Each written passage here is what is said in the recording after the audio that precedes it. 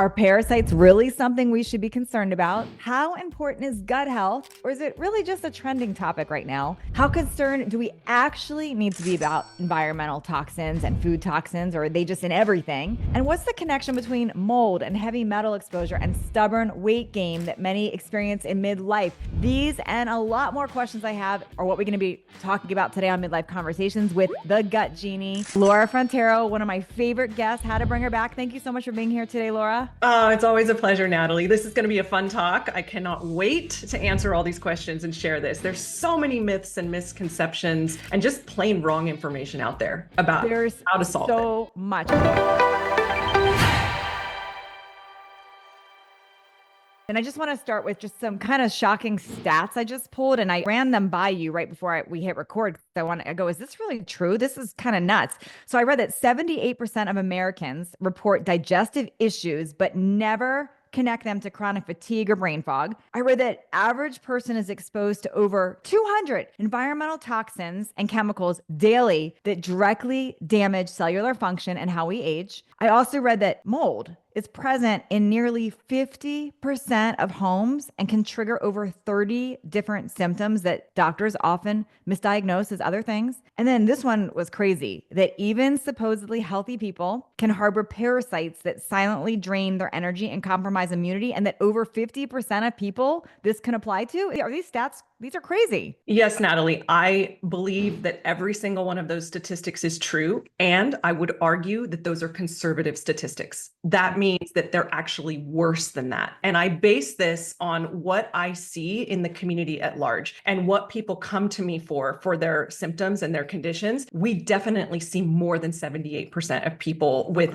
gut problems and brain concentration, productivity problems. This is an epidemic. And the reports are underwhelming. Wow. Okay. I got a million questions for you today, but for those of you that are new to my podcast, you haven't listened before, I've had Laura on, I don't know, 5 million times. I've lost count at this time. I've had her on so many times before. And the reason is she's a personal friend of mine, and I don't have to rehash the entire story, but the short version of the story is she's a personal friend of mine. We've been friends for years. Our daughters grew up together. She's like family to me. And when I was having my own health setbacks about 2 years ago now, I'm like really confused, because to me, it was just always nutrition and work out harder and, what's going on here. And we just have to have the right mindset. And things started to really go haywire. And even though I was, then over 50, I'm now 53. A lot of doctors just chalking it up to age, perimenopause, menopause. And it was a blood sugar dysregulation that started really getting my attention, and I couldn't control it. And Laura and I were just probably riffing on something, and I mentioned it, and she interrupted and said, Natalie, blood sugar dysregulations could be parasite related. And I literally looked at her like she was from outer space. I'm like, what? Take your woo-woo parasite stuff and shove it. You're crazy. Pretty much. Whatever. I was like, you're crazy. So I didn't want to listen to her, but hey, that's a good friend who's willing to look crazy to help you. It's true. Yeah. It's true. But I was like, that's Laura's business. It's kind of like a surgeon that fixes, bones. You're like, well, everything's a broken bone, or, it's like, whatever. I was just like, whatever. She thinks everything's a flippin' parasite. So I thought she was crazy. However, she turned out to be right. We did this test, which we'll get into more about that, but we did this test, and she was nervous doing this test because she told me that most parasites don't actually show up on a test. Mm-hmm. And I promise I'll shut up in a minute and let Laura talk. I'll tell the backstory here. But my parasite showed up on a test, which is wild. So I kind of pushed. Thank goodness. Yeah, thank goodness, because it really got you motivated. I was so grateful for that parasite. So then I was like, well, get them the heck out of me. And she's like, no, you're not doing some crazy, ridiculous 5-day cleanse situation. Like, we're going to go deeper here. So I followed her instructions. I didn't do antibiotics. I did like what she told me to do. And I started instantly feeling better. And she said, Nat, we're not done yet. Something created this, something caused it. And again, I didn't want to hear her. And she started planting little seeds like, hey, your breast implants. Hey, mold. Hey. And I was like, what? Now you're really crazy. But you know what? As it turns out, she's not crazy. So fast forward, she's the expert. This is her stuff.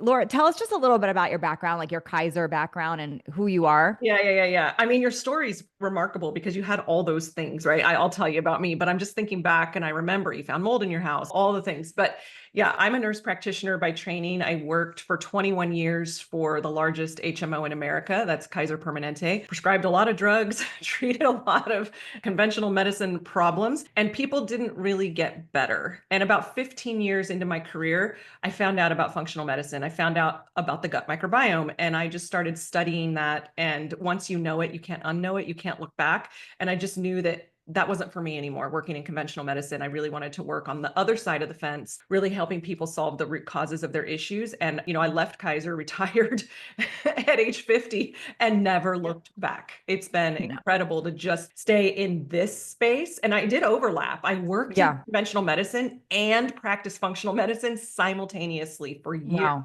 I know. I remember that. I thought you were crazy a number of times, but you always turn out to be right. So I was like, I'm gonna remember you said that. Like, I'm gonna remind you of that next time we disagree on something. She's typically always right. So I give Laura so much credit for how I've transitioned, like how I age, and me like taking over in this whole idea of age optimizing and really wanting to help midlife women. I give you so much credit, Laura, that I've like literally I bring her into my communities and programs a lot, because I think if we don't address what she does, we miss a whole piece, and it's a disservice to not address this. So once again, I came prepared with lots of questions. And Laura, I'm going to kind of rattle off some questions in an order. And these questions are coming in because of the number of episodes we've done before, the number of YouTube videos. These are questions that people keep asking. So I thought, let's just get them all in one place. So awesome. I'm going to rattle them off, and you tell me if it's a dumb question or you want to answer it, but we're going to go. Okay. So first of all, let's start with parasites. Yeah. What parasitic infections are actually most common but overlooked? Or is that like too general of a question? But how much do we actually need to be looking at parasites? Yeah, that's a really good question. So it's more common than people think. Statistically, World Health Organization suggests that 50% of the population on the planet has a parasite. Again, I think that's an underwhelming statistic. And I say that because a lot of times we can't see parasites in testing because they don't just live in the gut. So we can do a gut test, which is a poop sample, right? We look at it and see what DNA is in there. Is there parasite DNA in there? But the parasites can actually move right through the gut barrier. We've all heard of leaky gut, and those tight junctions open up, and parasites can move right through there into the bloodstream. They're very sneaky. They move around the body, and they can set up shop other places. They like to live in your liver. They like to live in your joints. Pancreas in my case. Yeah, pancreas. They like to live in the brain even. We've all heard the crazy stories of like, I had a brain parasite. Yes. So yeah, I mean, parasites can go everywhere. So I think that 50% is a low statistic. I think it's much greater. And the reason I think it's greater than WHO gives credit for is because toxins and parasites live together. And we are in a very toxic era of humanity right now, more toxic than ever in the history of humanity. And parasites act like a sponge to soak up toxins in the body. So they're actually helpers that soak up the toxins that would otherwise be collecting in your cells, in your organs, creating dysfunction in the body. And so in that sense, in that regard, parasites are a benefit. However, they come at a very high cost. I want you to think of it like your annoying friend that became homeless all of a sudden and moves in on your sofa. They become super, like you love them to like maybe they'll clean up your trash, but now they take your trash now out they're once annoying. a week, but right. And now you're like, just get out of my space. I'm done with you. So yes, you love this person. Yes, this person is fun to go on a, out to dinner with and out to see a movie, but every day in your house gets pretty overwhelming. And that's what parasites do. They become very overwhelming to your body. They secrete toxins themselves. They steal your nutrients from you. So it's a big problem. Okay. So before I ask the next question, I got my own question here. So this is a little controversial. So some people are going to send me like a hate message, and please don't. I'm just asking the question. Okay. With RFK being in the Maha movement and everything, there was the whole thing going around about, he said he had a brain worm. And so what's interesting is people thought he was cuckoo with that, but people like you were like, well, no, he probably did. Can you just speak into that for a minute?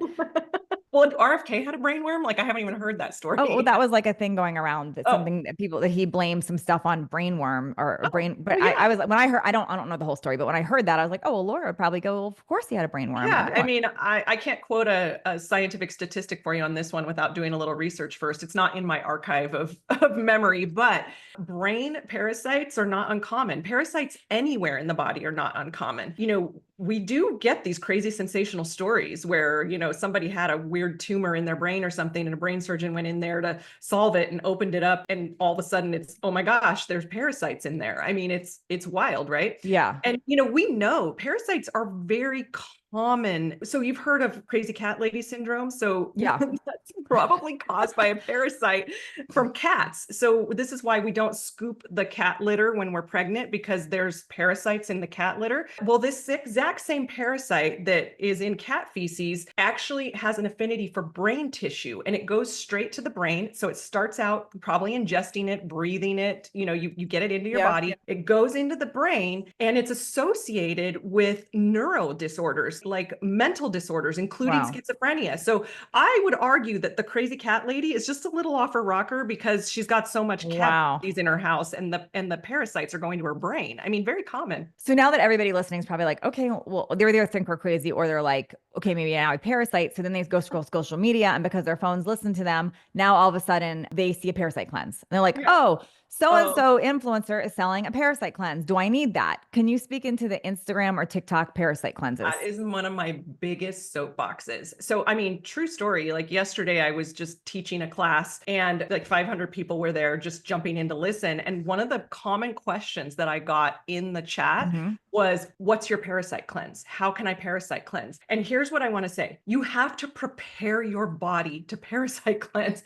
If you just jump straight into a cleanse without prepping your body first, that is going to make you feel lousy, and quite frankly, could be a little bit dangerous. It could be a little bit overwhelming.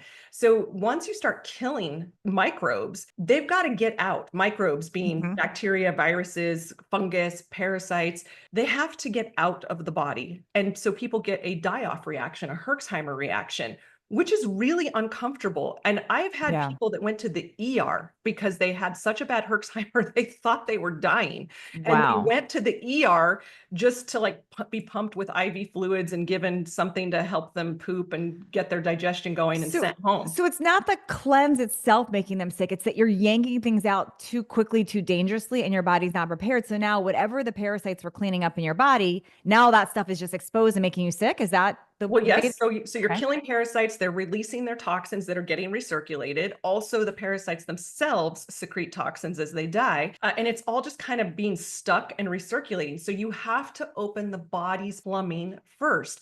Now, I think a visual for people when they think of plumbing, they think of the out hole, right? The plumbing is you poop out the bad stuff, you pee out the bad stuff. Yeah. But it's more to that. There's more to that. Your whole entire drainage pathways include a lot more than just the GI and urinary tract. So you want to support that. And the other piece, Natalie, is it requires a lot of cellular energy for your immune system to handle a die-off reaction. Yeah. And so you need to support mitochondrial energy production as well. And if you don't do that first, and you all of a sudden go to cleansing, you're going to have no energy. You're just going to drop and just want to sleep all day. And most people I know have busy lives, children, jobs, responsibilities, and to be out for the count for a week because you did a parasite cleanse without prepping is not what people want to experience. So is this the same thing? Okay, aside from a cleanse and, Mary the influencer selling you the 5-day cleanse, and there's also machines out there now like the Hocket, and there's all these like advanced biohacking machines that say if you go in this, it clears out parasites.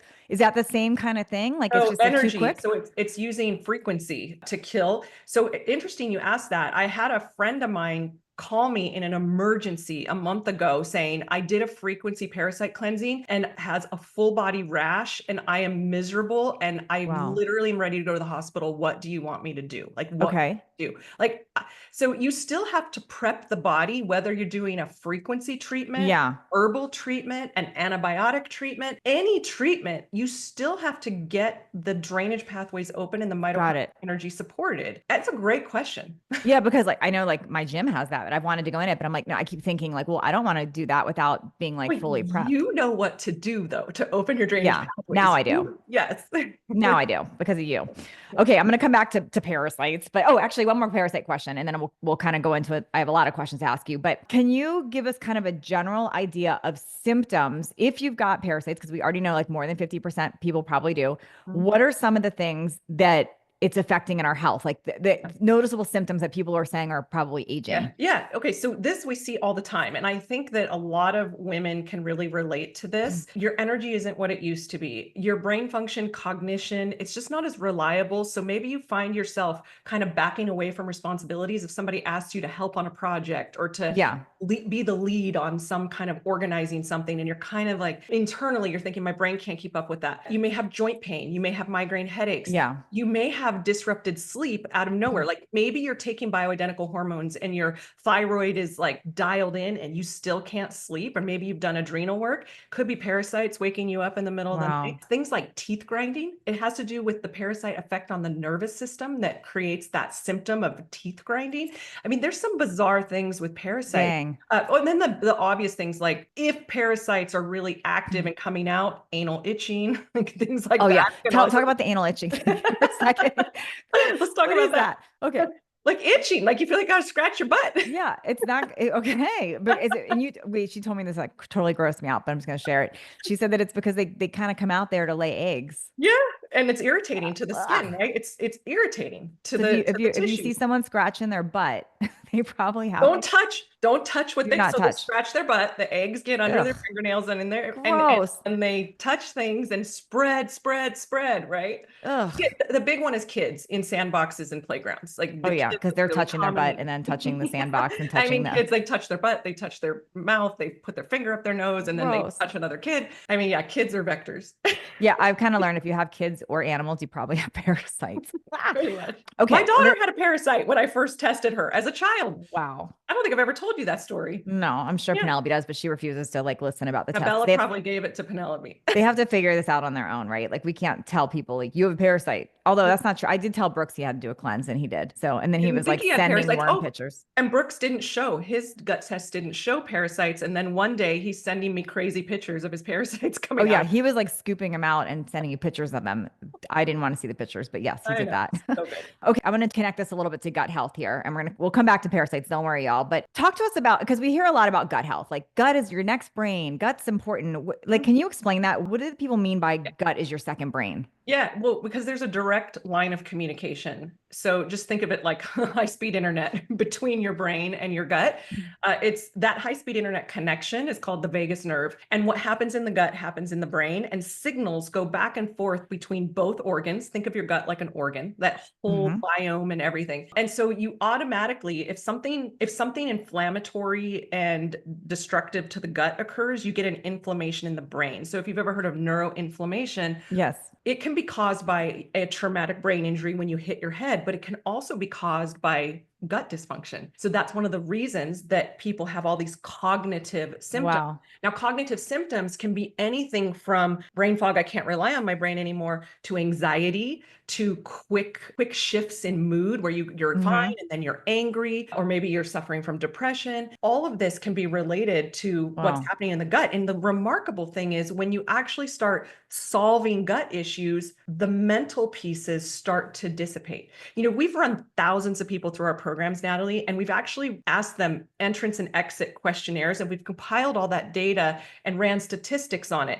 And it's crazy. Like our improvement in brain function alone from like a 3-month gut restoring protocol, it's like 85% improvement. Wow. And mood, 75% improvement in anxiety, never taking an anxiety drug, a depression drug, talk therapy, neural feedback, not doing any of those things. They had a 75% improvement in mood. That's wild. Okay. I know I'm scratching the surface on things. I'm going to share with everyone how to go a lot deeper. Don't worry, but I want to cover as much as we can in this short session. Fermented foods. People say, I don't have gut problems because I eat fermented foods. Do fermented foods really help? How much do they help? And tell us about that. They might actually hurt you. So really, why? Well, if you have small intestinal bacterial overgrowth, SIBO, those fermented foods just make things worse. If you have mast cell histamine intolerance, fermented foods just make things feel worse because you're feeding the bacteria that are creating the problem. So I actually, in my programs, I don't push fermented foods in the beginning. It's not actually even a part, but if your gut is restored and healthy, fermented foods are amazing. So I don't want people to misconstrue. Yeah. Go out. But you're not going to heal it from fermented Laura foods. said, don't eat fermented foods. That's not what I'm saying at all. I'm saying some of you may actually feel worse if you have fermented candida. It's going to feel worse if you have fermented Wow. food. So this is the problem, Natalie. So the gut microbiome was discovered, right? I should say acknowledged by Western medicine Yeah. in like the year 2001, something like that. So that's only 24 years ago.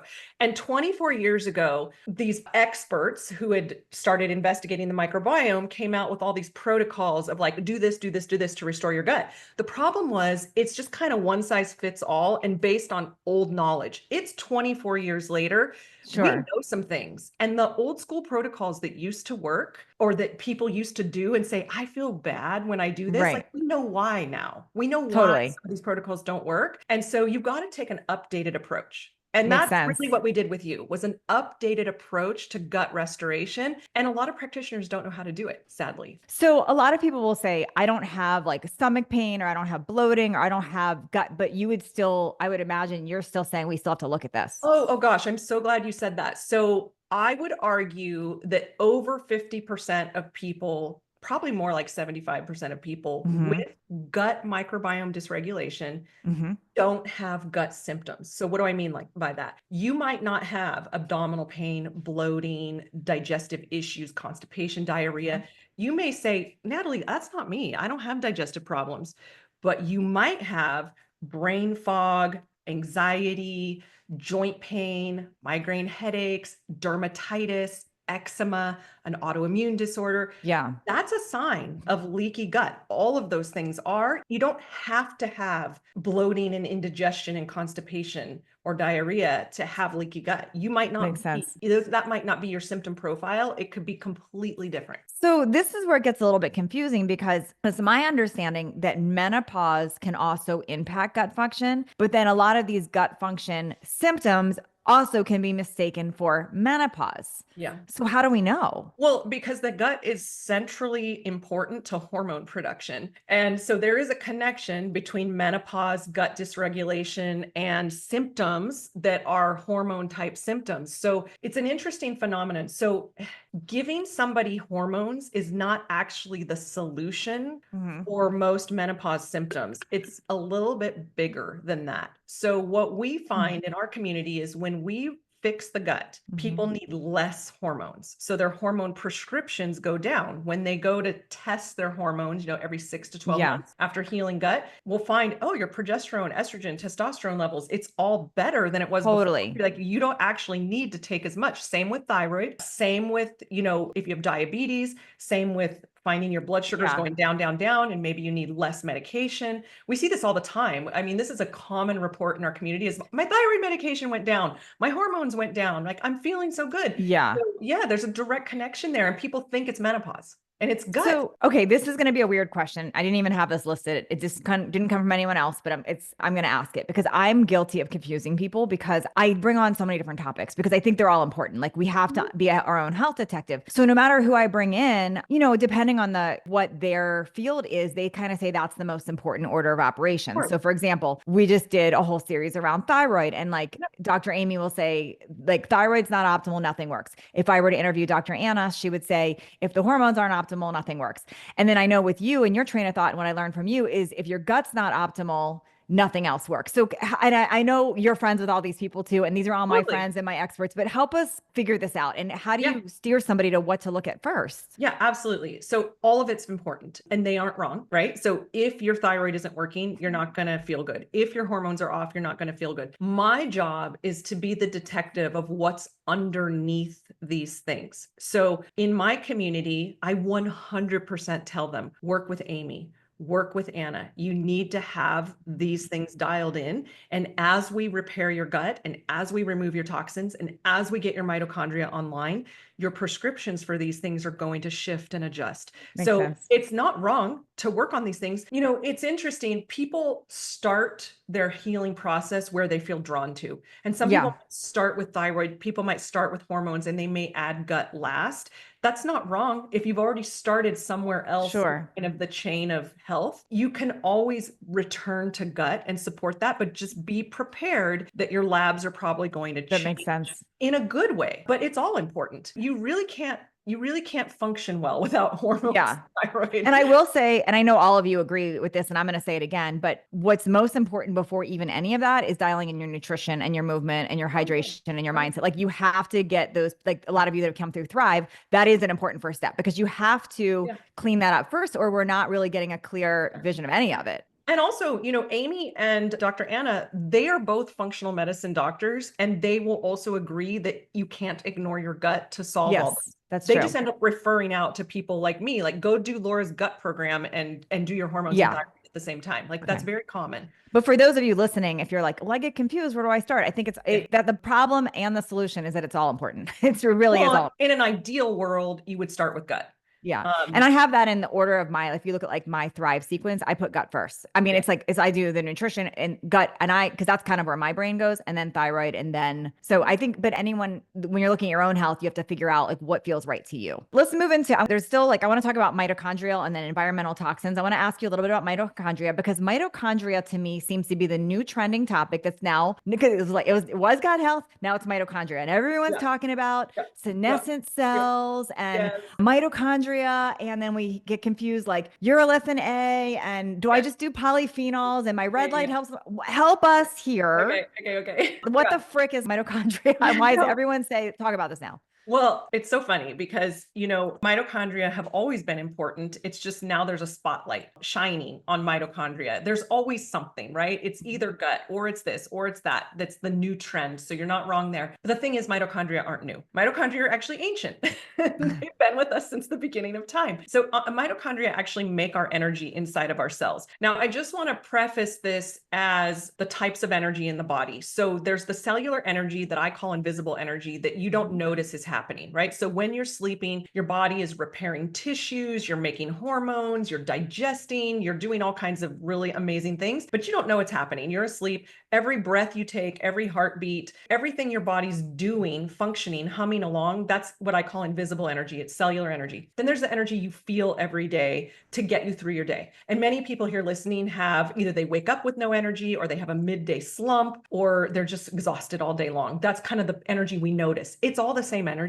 And your body will rob Peter to pay Paul. So your body will steal from your physical energy stores to allow the cellular energy to happen, because that's the most important thing, right? If your heart doesn't beat and your lungs don't breathe, like you're not going to live. So that's the most in your brain. Your brain uses a lot of energy. So mitochondria have always been here. And I said it in 2022. I did my first mitochondria summit, and I'm like, this is going to be the new thing. And you're literally right. And now it's 2025 and it's everywhere online. Everywhere. And so it's very important. And actually, I'm very glad that it's everywhere, because you can't heal if you don't support mitochondria. So all those things you just listed, urolithin A, red light therapy, like getting rid of senescent cells, growing new mitochondria, mitogenesis, all of it's important. There's a lot of strategies to do it. You can cold plunge, you can sauna, you can take certain supplements, you can even being out in the sun and just that's helping with it too. All of it is important. I like to give people quick, easy wins. Like, for example, if I had to cold plunge every day, I'd be a no-go. I think it's hell. I hate doing it. Full disclosure, I don't cold plunge. I'm more of a heat seeker. I don't want to be cold. I know, I hate it. So I'm like, you want us to be cold and wet? What? Why? Yeah. So every day I take a mitochondria supplement. It's really simple. It's CoQ10 and PQQ. It boosts up your energy levels. It's amazing. And so, this is something that we incorporate into our protocols while we're healing gut, while we're detoxing. Just take a little mitochondria support as we go. Yeah. If you feel up to it, do some cold plunging, do some sauna, do all these other things that are really good for mitochondria, but support your mitochondria. That makes sense.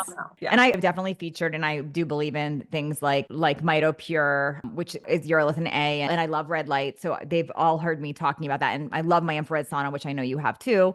So all of that stuff I believe helps. Just one more thing on mitochondria, because this is an interesting connection here. I had in my mind created this analogy, maybe it's completely off, but like if you were to eat a bunch of junk food and then try to put a healthy salad on top, the healthy salad's not going to undo all the junk food. Is that like putting lipstick on a pig? Yeah, kind of. I guess that it would be. I think that with mitochondrial, it's kind of like that. Am I wrong? Like you kind of have to clean up the other stuff first before you could just start adding all the like cold plunging and everything else. Well, okay, that's a great question. So it's funny, I was having a conversation with somebody about this earlier today. You can actually get some benefit of if you support mitochondria, even if you haven't dialed everything else in. And Okay. here's what I've noticed, Natalie. It's critical that you eat well, that you move your body, that you sleep, that you hydrate, that you get your mindset dialed in. All of that is critical to your healing process. If you can get a quick little win on energy and brain function, it makes you more motivated to do the other things. So I like to layer it together, and Makes we're sense. never going to discount the importance of these things, but I find that people are more motivated if they feel a little better. That makes sense. I agree with that. Yeah. Okay. Maybe you kind of answered this, but I'm going to ask it very direct. How do gut problems, like undiagnosed gut problems, parasites, leaky gut, affect our mitochondria? Oh, they just destroy them. So, so your poor mitochondria, they need a healthy, clean, nutritious environment to thrive. And your gut is responsible for the very first phase of nutrient assimilation and utilization by the body is digestion. And Yeah. you put the food in, you digest it, the gut does that. The gut also puts together and makes nutrients out of the raw ingredients that you're putting into your body. So you make B vitamins in there, for example. And so that needs to get into the cell. So that's the first thing is the gut needs to be able to do that to get the nutrients Yes. to the mitochondria so they can make energy. The other piece that's critical is toxins. So I want you to think of all of your cells have receptor sites like doors and windows opening and closing. Well, what toxins do is they board up the doors and windows. They block them so they can't open. Those doors and windows in the cells need to open for nutrients to get in. If Okay. nutrients can't get in, mitochondria can't build energy. So it's all related. You cannot fix the problem without actually addressing gut and toxins. It's Makes sense. absolutely critical. Okay, one more question on mitochondria, and then I'm going to get into toxins. With mitochondria, give us in like you're talking to a 5-year-old, help us because I've asked everyone I've interviewed about mitochondria this, but I'm going to see if you can be the winner here. Okay, pretend like you're talking to a 5-year-old. Why do we have to fix our mitochondria? What does it do? What the frick is it doing? Is it making us look younger, feel younger, is making us smarter? I want to hear it like you would tell a I'm 5-year-old. talking to a 5-year-old. Okay. Because nobody answers this clearly. Sorry, Laura, putting you on the spot here.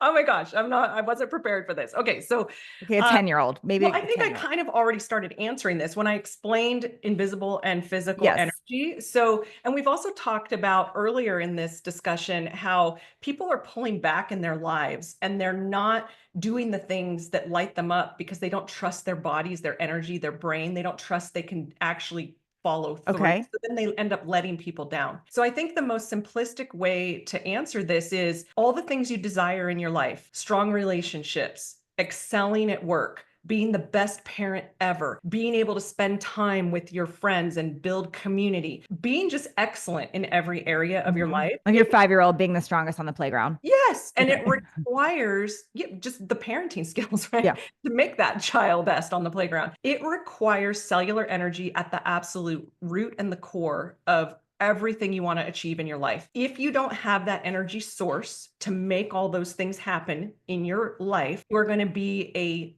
dim version of yourself. You are not going to get everything you desire out of life. I hope that helps. I think that helps. So I'm going to try say it back again because I think this gets confusing for people. So when we do things like energy drinks or take caffeine or do all these other things, we are borrowing fake energy. That's not creating energy. No. If you've got strong mitochondrial health, it's coming from your cells. It's from within. It's intrinsic. It's coming from okay. you. So, and I think that's why, and I've been trying to connect the dots lately. I think that's why, like you go out and you're spending outside all day. You're in the sun, you're in nature without, you are stimulating mitochondria. So that's why you feel more energy. Is that accurate? Absolutely. I want you to think back to when all of people here listening, I want you to think back to when your children or grandchildren had so much energy and they exhausted you. You're like, where is this coming from? How does this child have so much energy? I remember my daughter like that. People would really come up to me and say, your daughter has more energy than any child. And it's not Yeah. hyperactivity. She had really healthy mitochondria. She had really, so I want you to think back in your life. When did you feel the strongest? When was the peak in your life? Was it in your teens? Was it in your 20s? Right. Was it in your 30s? And I want you to think, going back to that, what it's going to take is building back mitochondria energy. There's nothing like the natural high of real intrinsic energy. Makes sense. It feels so good. And I know you know this. You're literally addicted to health. It feels so good. And we hear this all the time from our clients, right? Like, I didn't remember that life could feel this good and my body could feel this good. I had normalized all those terrible symptoms. Yeah. Like, that was just the normal part of aging. I noticed like just even sitting here interviewing you, I've got all kinds of blue light staring at me, right? I've got 3 monitors right now, blue light. I've got big LED lights in front of me.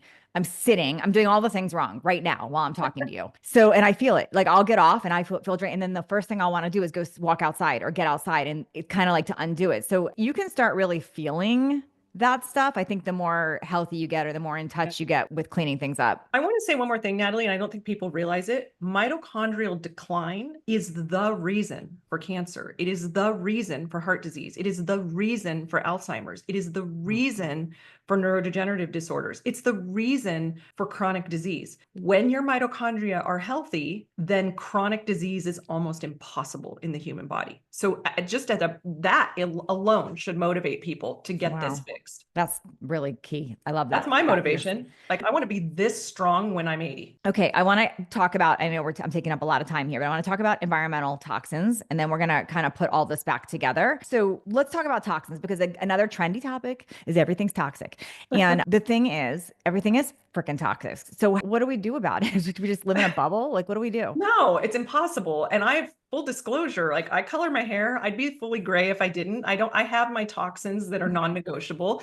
I'm human. And so you need to get really good at the things that are negotiable in your life and the things that you have control over. So you have control over what you brush your teeth with. You have control over what you wash your hair with. You have control over your lotions and your deodorant. You have control over what food you buy at the store. You have control over the cleaning products that you're using in your home. So all of these things make a big difference when you switch to healthy products from the whole spectrum: food, body products, cleaning products, all of it, what you cook your food in. And it doesn't need to happen overnight, Natalie. You can change, one thing a month, right? Or just as you run out, when you run out of your body wash, choose a cleaner one. When you run out of your toilet bowl cleaner, choose a cleaner one.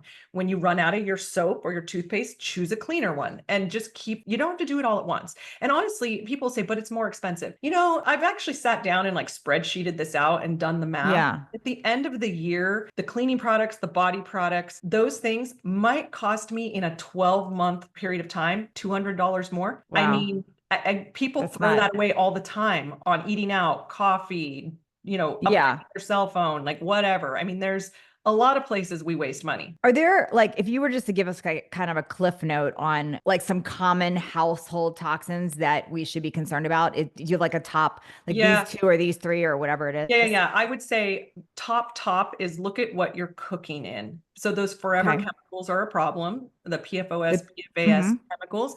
So don't cook in nonstick. You can go get better cookware at TJ Maxx or Home. Yep, we use iron now, like iron. So you cast iron, stainless steel, ceramic. So get rid of the bad cookware, the nonstick, the aluminum. Store your food in glass. Get rid of the plastic. That's a really important place to start. And then I would say the things that stay on your body all the time. Like, so when you wash your hair, for example, you wash it and you rinse it off and it's gone. But when you put on deodorant, it's with you all day long. So the things that stay on your body are the things to focus on first. And also, this is a doorway into your lymphatic system under your armpits. So one of the first hygiene products you should shift is deodorant and get aluminum free, not use aluminum, phthalate free, right? All the frees, and things that you clean your genitals with. That's another thing. Like, these are really like sensitive, important parts of the body. So get those things dialed in first, and then slowly work on all the other pieces. And the endocrine disruptors are a problem. Like, men are being feminized, men's testosterone's going down. Ladies, the men in your life are affected by this too, is what I want to say. So it's affecting your hormones. These toxins are affecting your hormones. Oh yes. And infertility is crazy on the rise. I mean, these are endocrine endocrine disrupting Wow. chemicals that are in cleaning products, body products for the most part. Okay. Now, just quick on mold and metal, because that's another part that's, everyone all of a sudden has mold in their house. And I was reading that stat that, 50% of houses have mold. Yeah. Everyone's exposed to heavy metal. Some of Uh-huh. us still had amalgam fillings from years ago. Like, are there symptoms that are commonly misdiagnosed that come from this? Yeah. Like, how concerned do we need to be? Yeah, well, I think the first thing to unpack here is why is mold such a big problem these days? It's not that mold hasn't always been here. It's always been here with us, but we're in a perfect storm. So the perfect storm is this. We're exposed to more toxins than ever. Our immune system is not handling mold very well, Mhm. like it used to be able to. Also, I mean, we haven't even touched on this, but we are in the 5G EMF era. And Oh, all yeah. the electronics, the EMFs, the dirty electricity, it makes our immune system less equipped at handling mold, and it helps mold thrives in that electric environment. So it is more powerful in our bodies with the exposure to all of these things. So that's a long discussion that would be a whole nother podcast. Mm-hmm. But we're in the perfect storm. And so people are being more sensitive to mold than ever before. It's not that mold is the new buzzword or mold is the new thing, or that all of a sudden it's the perfect storm. Compromised immune system, toxic overload, EMF overload, all of these things are creating. And then it has to do with our genetics as well. It's interesting because you could have you and Brooks are a great example of this. Two people in the exact same household could be exposed to mold. You did terribly with the mold exposure. He was just like bopping along like nothing because your genetics are different. He has different detox pathways, a better detox pathways than you, and you have slower detox Well, pathways. no, what's weird is, okay, so he had his presented as like a cold. So he just had like his body was almost like getting rid of it. So I didn't have the cold, but I had other health issues going on that I didn't know was connected to that. Yeah. So, and that was black mold for both of us. And it can present differently. And very much with a black mold exposure, a lot of sinus and respiratory stuff is very Right. common. Which is what he had, but I didn't have any of that. I had like the Yours was weight gain, different. the puffy, Yeah. and all the other stuff. Wow, Right. this is And it wild. has to do with your genetics, right? So everyone's going to Yeah. react differently. And some people are really good mold clearers genetically, and they Yeah. just kind of aren't affected by it. And others are like the canary in the coal mine, where they walk into a hotel that's had water damage and they're immediately feeling bad. Which Right. is interesting because before this podcast aired, I had one recently about DNA, about just how like that, even to look in your genetic markers, your DNA, that there some people do fine with it, some people are super affected by it. So it's all part of the equation. And I'm super affected. Like I literally was on academic probation in college. All I could do was sleep. I was so sick, and it was full mode exposure. Like now I know, and I pinpointed, I know exactly what happened to my health. So I know you guys probably are like, okay, that was a lot of information. Now I just want all this stuff out of me. And so I know that's how, when I first hear stuff like that I know all of us process different, right? Some of us are like, just get it all out of me. What's the test? What's the thing? So I'm going to tell you all know I love doing these deep dive classes. So, and I've been doing a series of them lately, but the next one we've got lined up, I have done with Laura before, and I've done that. How many times have we done this class? Like 5-6 times now? 6 times. Yeah. It's always like, this class fills up so fast. It's free, you all. But if you go to gutcheckclass.com, Laura and I are doing one together right now. This is probably the only one we're doing, honestly, this year. So you don't want to miss this. This is so good because what she's going to do is she's going to deep dive gut and how it's all connected. You're going to learn so much on this, and she's going to really go into the symptoms. And then she's going to share with you like the steps you can take to start clearing this stuff out, because we're not going to not be exposed to stuff. That's what I've learned from her. Like, you're going to always be exposed to stuff. So you've got to get your body really good at getting rid of stuff without making you sick, without making you go crazy, or the Herxheimer thing you said. Like, how do you really figure this out and get it cleared so you can be healthy and really optimal? So if you go to gutcheckclass.com, the class is free. Sign up, save your spot. There's only room for 500 people on this. And that sounds like a big number, but usually we have like 3,000 people sign up. And so then it's first come, first show up, you get in. So sign up, make sure you show up. And not only is she going to teach, and I'll be on there with her, but we're going to answer every single question you have about these topics. So that's what you want to do. And then she'll share on that also how you can even work with her and go deeper if you want to work with her and her team. That's gutcheckclass.com. Thank you so much, Laura. I'm sure we'll be doing part 28 and 29 and 30 million, because I always love talking to you. It's so good. I mean, every time it's always a fun time. So thank you so much, Natalie. This has been a pleasure.